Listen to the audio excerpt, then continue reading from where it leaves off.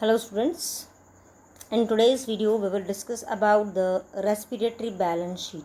As I told you in the earlier video कि जो respiratory balance sheet होती है, this is based upon the net gain of ATP. ATP के net gain के ऊपर जो है ये डिपेंड करती है कि ATP कितने मिल रहे हैं, ठीक है, फॉर एवरी ग्लूकोज मॉलिक्यूल जितने ऑक्सीडाइज हुए हैं. But in reality this can remain only a theoretical exercise. ये थ्योरेटिकली होती है, हम इसको जो है प्रैक्टिकली इतना जो है वर्कआउट नहीं कर पाते. अब ये देखिए इसके अंदर होता क्या है कि there is a sequential order होता है, पाथवे फॉलो करते हैं कि एक सबस्टेट जो है दूसरे में जा रहा है, यानी कि ग्लाइकोलिसिस, टीसीए साइकिल और ईटीएस का जो पाथवे है ये एक दूसरे को क्रॉस आउट कर रहे हैं, एक दूसरे के साथ जो है ये लिंक में चल रहे हैं, यानी कि एक दूसरे के हाथ में हाथ डाल के काम करते रहते हैं, ठीक है. सेकंड देखिए कि NADH की सिंथेसिस जो होती है वो ग्लाइकोलिसिस में हो रही है. ग्लाइकोलिसिस से कहाँ पे ट्रांसफ़र हुआ, वो माइटोकॉन्ड्रिया में. माइटोकॉन्ड्रिया के बाद क्या हो रहा है, उसका ऑक्सीडेटिव फॉस्फोराइलेशन हो रहा है. None of the intermediate in the pathways are utilised to synthesise any other compound. जो इंटरमीडिएट हैं वो कोई दूसरा कंपाउंड भी नहीं बनाते हैं, सिर्फ क्या करते हैं बेचारे, यहाँ से वहाँ, वहाँ से यहाँ घूमते रहते हैं, ठीक है. फोर्थ पॉइंट में क्या हो जाएगा कि ग्लूकोज जो है, क्योंकि ये रेस्पायर्ड हो रहा है, no other alternative substrate are entering in the pathway of at any of the intermediate stages. सिर्फ ग्लूकोज के बारे में चलेगा कि ग्लूकोज जो है वो किस में कन्वर्ट हो जाएगा, पायरुवेट में कन्वर्ट हो जाएगा. पायरुवेट जो है अदर एसिड्स के अंदर जो है बेसिकली हमारा कन्वर्ट हो जाएगा. But this kind of assumption are not really valid in a living system. But ऐसा नहीं होता. All pathways work simultaneously. ये एक साथ करते हैं, यानी कि हमने तो देखो स्टेप बाय स्टेप पढ़ा. सबसे पहले हमने क्या पढ़ा, ग्लाइकोलाइसिस के बारे में पढ़ा.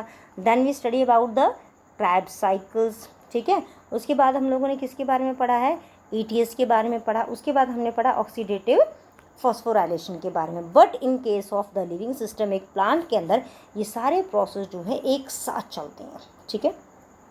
तो नेट गेन जो होता है वो कितने का होता है हमारा, टोटल 38 ATP मॉलिक्यूल्स का. यानी कि 1 molecule of glucose when break down it will release 38 ATP molecules. कब होगा, when the process is aerobic respiration.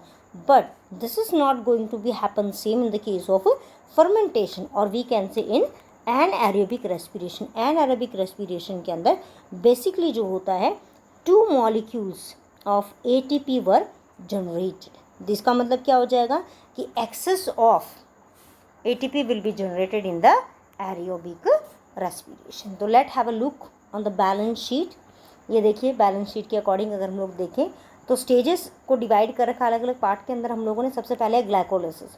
Glycolysis के अंदर जो भी हमारे पास सोर्सेस से जहाँ से भी वो चल रहा था वहाँ पे 2 मॉलिक्यूल्स NADH2 के बने हमारे पास, ठीक है.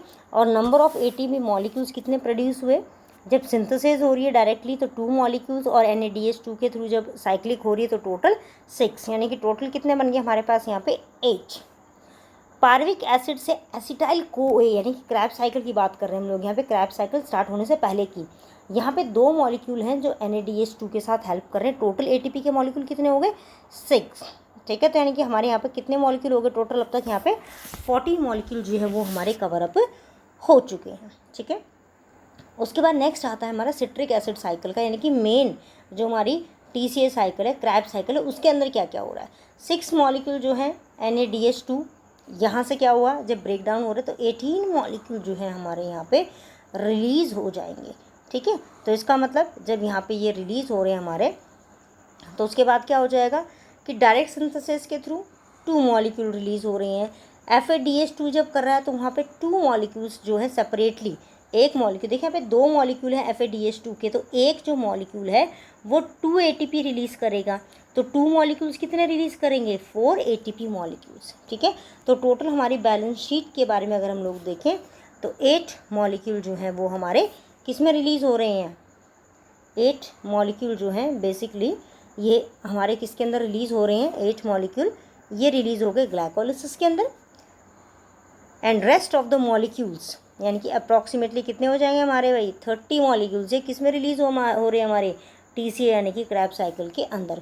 तो नेट गेन कितना हुआ ATP मॉलिक्यूल्स का in aerobic respiration, it is total 38 38 molecules, ठीक है, 38 मॉलिक्यूल्स जो है वो हमारे यहाँ पे प्रोड्यूस हो जाएंगे। This is a simple respiratory balance sheet. अब ये रेस्पिरेटरी बैलेंस शीट जो होती है इसको जो है बहुत सारे पाथवेज फॉलो करने पड़ते हैं, ठीक है। कहीं पर भाई ब्रेक डाउन हो रहा है, कहीं पर क्या हो रहा है कि अलग अलग मॉलिक्यूल्स की फॉर्मेशन हो रही है। तो ब्रेक डाउन का जो प्रोसेस होता है उसके अंदर लिविंग ऑर्गेनिज्म में हम लोग दो अलग अलग कैटेगरी देखते हैं। कौन कौन सी होती है भाई? एक तो हम बोलते हैं कैटाबॉलिज्म हो रहा है, ठीक है, और दूसरा हम लोग बोलते हैं एनाबॉलिज्म। कैटाबॉलिज्म के अंदर जो लार्जर मॉलिक्यूल है वो ब्रेक डाउन होगा स्मॉलर वन के अंदर, और एनाबॉलिज्म के अंदर क्या होता है कि हमारे स्मॉलर जो मॉलिक्यूल है वो कंबाइन करके एक लार्ज मॉलिक्यूल की फॉर्मेशन करते हैं। तो नाउ यू कैन अंडरस्टूड कि हम लोग नेक्स्ट कौन सा पढ़ने वाले हैं अब? Amphibolic pathway. एम्फीबॉलिक जो पाथवे है ये पाथवे एक्चुअली करता क्या है?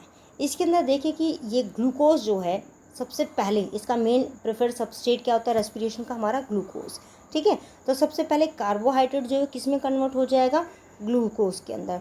ग्लूकोज में कन्वर्ट हो रहा है in the process of rest. But not only glucose, glucose के अलावा क्या हो रहे हैं? अलग अलग हमारे कंपोनेंट है, जैसे कि फैट्स भी हैं, प्रोटीन भी हैं, तो वो भी क्या हो जाएंगे? वो भी रेस्पायर हो रहे हैं, but they do not enter the respiratory pathway at first step. First step में कभी भी एंटर नहीं कर पाएंगे, ठीक है। उसके बाद देखिए जो फैट्स हैं वो हाइड्रोलाइज हो जाएंगे किसके अंदर? फैटी एसिड के अंदर कन्वर्ट हो जाएंगे, ग्लिसरॉल में कन्वर्ट हो जाएंगे। फैटी एसिड जो है वो अंडरगो जाएंगे बीटा ऑक्सीडेशन प्रोसेस और एसिटाइल कोए की फॉर्मेशन कर रहे हैं। देखिए कहाँ पे आ गया हमारा एसिटाइल कोए बन जाएगा, जो किस में एंटर करेगा? डायरेक्टली क्रैब साइकिल में। तो हमारा जो बैलेंस शीट है उसमें हम लोग जो डायरेक्ट सिंथेसिस की बात कर रहे हैं तो वो ये वाले पॉइंट है जो डायरेक्ट सिंथेसिस के लिए हम लोग यूज़ करते हैं। प्रोटीन हाइड्रोलेज हो जाएंगे, अमीनो एसिड किस में कन्वर्ट हो जाएंगे? कीटो एसिड्स के अंदर। तो आप लोगों ने क्रैब साइकिल के अंदर किया था, कीटो ग्लूटार्मिक एसिड का नाम हमने दिया था, तो वो इसका कीटो फॉर्म है।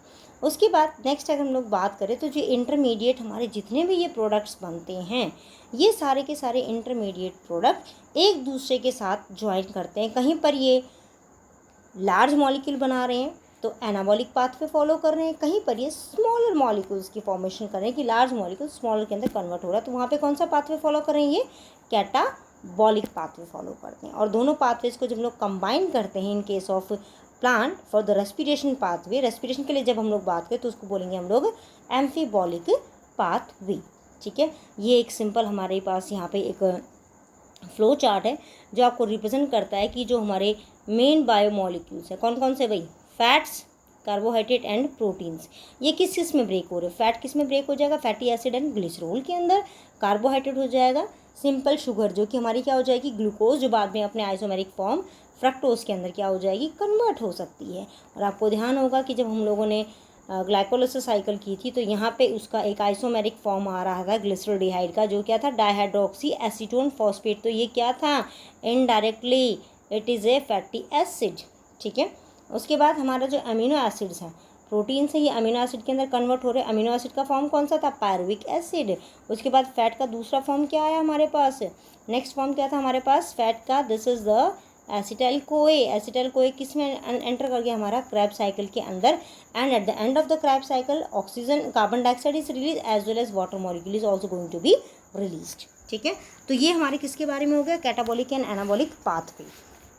And the last topic of this chapter is about the respiratory quotient, ठीक है, कि टोटल हमारा जो प्रोसेस हुआ है इस प्रोसेस हुआ है इसके अंदर हम लोग कैसे पता करें कि भाई कितना कार्बन डाइऑक्साइड यूज़ हुआ है, कितना ऑक्सीजन जो है वो कंज्यूम हुआ है यहाँ पे। तो इसके लिए एक आप लोग देखिए वर्ड यहाँ पे आपको स्क्रीन पे दिख रहा है, कार्बन डाइऑक्साइड कंपनसेशन पॉइंट। ये क्या होता है? This point is very important. ये हम लोगों ने पहले भी स्टडी कर चुके हैं हम लोग कि एटमॉस्फेरिक कार्बन डाइऑक्साइड की जो कंसंट्रेशन होती है कहाँ पे? फोटोसिंथेसिस में। This is compensate for respiration at non limiting light intensity. Light की इंटेंसिटी यहाँ पे लिमिटिंग नहीं होती है, यानी कि जितना CO2 फोटोसिंथेसिस में बनता है उतना ही कार्बन डाइऑक्साइड जो है वो रेस्पिरेशन क्या करता है? रिलीज़ कर रहा है। यानी कि रेस्पिरेशन में रिलीज़ होने वाला जो हमारा कार्बन डाइऑक्साइड है वो फोटोसिंथेसिस में प्लांट क्या कर रहे हैं? यूज़ कर रहे हैं। तो यहाँ पे क्या हो रहा है कि ना तो एटमॉस्फेयर से वो ले रहा है, ना एटमॉस्फेयर को कुछ वो वहाँ पे दे पा रहा है। Respiratory quotient, what do you mean by respiratory quotient? This means the ratio of carbon dioxide evolve, कितनी कार्बन डाइऑक्साइड रिलीज हुई है to the volume of oxygen consume, यानी कि एक मॉलिक्यूल अगर हम लोगों ने लिया है सपोज ऑक्सीजन का, ब्रेक करने के लिए किसको, कार्बन डाइऑक्साइड को रिलीज़ करवाने के लिए, तो इनकी जो रेशियो निकलती है उसको हम लोग बोलते हैं क्या, रेस्पिरेटरी कोशेंट। और ये डिपेंड किसके ऊपर करती है, ये रेस्पिरेटरी सबस्ट्रेट के ऊपर। देखो हम लोगों ने अभी रेस्पिरेटरी सबस्ट्रेट करे ना, अलग अलग टाइप के, कौन कौन से हैं, हमारा कार्बोहाइड्रेट है, फैट किया है हमने, और हमने क्या पढ़ा उसके अंदर, हमने प्रोटीन किया है। तो तीनों का हमारा क्या हो जाएगा, अलग अलग हो जाएगा। देखिए रेस्पिरेटरी क्वेश्चन जो होता है कार्बोहाइड्रेट का, it is always equal to unity. रट लो भाई इस पॉइंट को, बिकॉज आपके नेट एग्जाम के अंदर जो है ये पॉइंट ऐसे होते हैं जो बहुत बार पूछे जाते हैं, सिंपल होते हैं पॉइंट। अब इसमें देखिए यहाँ पे अगर हम लोग नेट देखते हैं कि 6 मॉलिक्यूल जो है वो कार्बन डाइऑक्साइड के क्या हो रहे हैं, प्रोड्यूस हुए हैं, एंड 6 मॉलिक्यूल ऑक्सीजन के क्या हुए हैं, यहाँ पे यूज़ हुए हैं। तो इनकी रेशियो क्या आ जाएगी, यूनिटी 1 आ जाएगी। ठीक है, नेक्स्ट है respiratory quotient of fat. Fat का कितना होता है, फैट का जो होता है ये लेसर होता है। ठीक है, यहाँ पे कुछ पर्टिकुलर हमारे फैटी एसिड्स के नेम आपको दिख रहे हैं, ट्रेपालमेट है, जैसे ट्रायोलिन जो है। यहाँ पे आप लोग अगर देखें तो ऑक्सीजन का अमाउंट ज़्यादा है, कार्बन डाइऑक्साइड यहाँ पे लेस रिलीज़ हो रही है। तो अंडरस्टूड है कि भाई अगर हम लोग हायर क्वांटिटी को लोअर से डिवाइड करेंगे तो it is always going to be less. तो कितना आएगा, अप्रॉक्सीमेटली 0.7। ट्रायोलिन के अंदर देखते हैं तो यहाँ पे भी कितना आ रहा है, अप्रॉक्सीमेटली 0.7। तो इसका मतलब रेस्पिरेटरी क्वोशिएंट फैट्स का कितना होता है, हमेशा 0.7।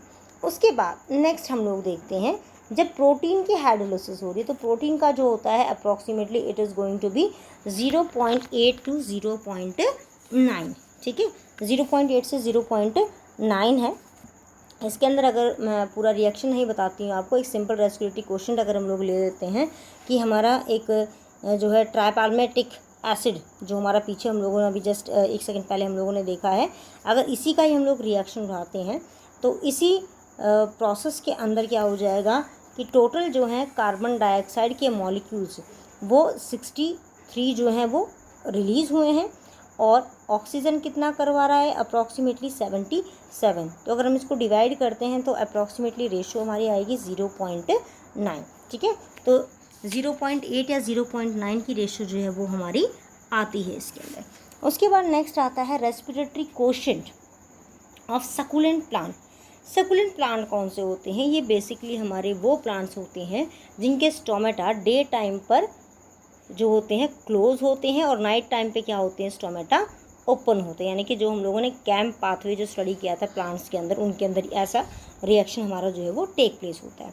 तो उसमें क्या होता है कि जो कार्बन डाइऑक्साइड जो रिलीज़ होना है वो डायरेक्टली रिलीज़ नहीं होता, वो एक मर्ज फॉर्म में होता है, बिकॉज उसके अंदर एग्जैक्ट नहीं होता, क्योंकि नाइट टाइम पे क्या करते हैं वो एक इंटरमीडिएट प्रोडक्ट को बना के छोड़ देते हैं। तो नेट यहाँ पे कुछ रिलीज़ ही नहीं हो रहा, तो 0 को अगर हम डिवाइड कर रहे हैं बाई 3 तो इट मे बी ओनली 0 ही हम उसको जो है मान के चलते हैं। ठीक है, बट व्हेन सकुलेंट प्लांट को अगर हम लोग कैप्ट करते हैं 8 आवर्स के लिए, डी एसिडिफिकेशन यानी कि यहाँ पे जो मैलिक एसिड बना है इसको हम लोगों को ब्रेक करवा देना है, उस टाइम पे 4 मॉलिक्यूल्स रिलीज़ होते हैं, किसके, कार्बन डाइऑक्साइड के, और 3 मॉलिक्यूल यूज़ किसके किए हम लोगों ने, ऑक्सीजन के। तो टोटल हमारा रेस्पिरेटरी क्वोशिएंट कितना हो जाएगा, 1.33। ठीक है, उसके बाद नेक्स्ट हम लोग देखते हैं कुछ और के। ये देखिए अब इसमें 0 का जो आ रहा है तो स्टोमेटा 0 कब आएगा, when the stomata are close during day and there is no apparent gases exchange. Gases exchange नहीं हो रहा है एक्चुअल में। अगर स्टोमेटा क्लोज हैं तो कार्बन डाइऑक्साइड ना तो इनटेक कर सकता है during the process of photosynthesis, oxygen जो है वो रिलीज़ भी नहीं कर सकता फोटोसिंथेसिस में, तो रेस्पिरेशन तो हो ही नहीं रहा वहाँ पे उसके लिए। ठीक है, उसके बाद है यहाँ पे हमारी ऑर्गेनिक एसिड। ठीक है, ऑर्गेनिक एसिड देखिए आपको दिख रहे हैं यहाँ पे ऑक्जेलिक एसिड है जैसे। ठीक है, तो इसमें क्या हुआ कि एक सिंगल मॉलिक्यूल यूज़ हुआ है किसका, ऑक्सीजन का, and 4 molecule of carbon dioxide वो गोइंग टू बी यूज। तो इसको अगर हम डिवाइड करेंगे तो क्या आ रहा है हमारे लिए, 4 आ रहा है। तो इसका मतलब इसका रेस्पिरेटरी क्वोशिएंट क्या हो जाएगा, हायर देन यूनिटी। ठीक है, उसके बाद अगर हम लोग लेते हैं एनएरोबिक रेस्पिरेशन का केस, एनएरोबिक रेस्पिरेशन में भी किसको ब्रेक डाउन कर रहे हैं, ग्लूकोज को ब्रेक डाउन कर रहे हैं, और बनती क्या है भाई, इथाइल अल्कोहल बन रही है यहाँ पे। तो अल्कोहल जब इसके अंदर बन रही है तो यहाँ पे ऑक्सीजन, जो ऑक्सीजन है वो तो यूज़ ही नहीं हुई, सिर्फ क्या रिलीज़ हो रही है, कार्बन डाइऑक्साइड। तो 2 मॉलिक्यूल्स हैं, अगर हम उसको 0 से डिवाइड करेंगे, as you all know according to mathematician कि भाई 0 से अगर किसी भी चीज़ को डिवाइड करते हैं तो हमेशा आंसर क्या आता है हमारा, इन्फिनिटी आता है, ठीक है। उसके बाद अगर हमें काउंट करना है, पता लगाना है कि रेस्पिरेटरी क्वोशंट कैसे निकाला जाए, तो इसके लिए एक अपरेटस होता है हमारा जिसको हम लोग नाम देते हैं रेस्पिरोमीटर, ठीक है। रेस्पिरोमीटर जो होता है हम इसको यूज़ करते हैं to measure the rate of respiration, ठीक है, rate of respiration as well as respiratory quotient. अगर रेट पता चल गया तो रेस्पिरेटरी क्वोशंट क्या हो जाएगा, ऑटोमेटिकली पता चल जाता है। इसके अलावा एक कॉमन जो रेस्पिरेटरोमीटर है जो बहुत कॉमन यूज़ होता है, अगर आप लोग कभी जाते हैं किसी साइंटिफिक शॉप के ऊपर और वहाँ पे आप लोग उससे कहते हैं कि भाई हाँ मुझे रेस्पिरेटरोमीटर दे दो, तो आपसे अगर नाम पूछे तो कौन सा सबसे कॉमन होता है, ये हमारा होता है गेनॉन्ग्स रेस्पिरोमीटर्स, ठीक है। गेनॉन्ग्स रेस्पिरोमीटर है जो हमारा यूज़ होता है to measure the respiratory quotient and to measure the rate of respiration. So that's all about your chapter number 14। Chapter number 14 आपका इसी टॉपिक के साथ आपका एंड होता है। Meet you in next video soon. Keep on studying. Thank you.